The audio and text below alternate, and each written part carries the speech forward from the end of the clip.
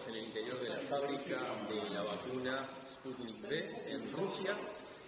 Estamos a unos 280 kilómetros de Moscú y en este lugar es donde se está produciendo en este momento la vacuna. Lo que vemos del otro lado de estos cristales son los científicos trabajando. Los recipientes, los tanques que vemos al fondo son los reactores en donde se produce la vacuna. Y de este lado es donde se depura la vacuna. O sea que estamos viendo en este momento la base, el inicio de lo que podría ser la solución para este gran problema que tiene hoy la humanidad. La pandemia que hizo cambiar todas nuestras costumbres y que modificó drásticamente nuestra forma de vivir, podría cambiar a partir de los resultados que se obtengan con el trabajo de la ciencia.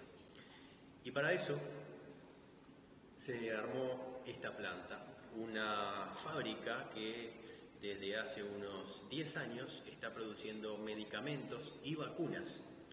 Algunos de estos medicamentos ya se utilizan para el tratamiento de la enfermedad de los pacientes que ya tienen el COVID-19. Pero en particular en este lugar es donde se está desarrollando la futura vacuna. Digo futura porque a pesar de que ya se está testeando y se hacen ensayos clínicos, cuando se terminen de pasar todas las fases, va a estar disponible para una producción masiva. La humanidad necesita cientos de millones de dosis para inmunizarse frente a el COVID-19. Hay varios desarrollos de vacunas a lo largo del planeta, pero Rusia fue el primer país en registrar una vacuna.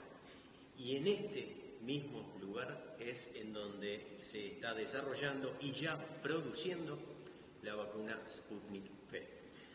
Esperemos que en el corto plazo estos procesos se den de forma rápida y eficiente para que en la humanidad podamos volver a tener una vida normal como la tuvimos durante los últimos 100 años, desde la última gran pandemia que fue en el año 1900.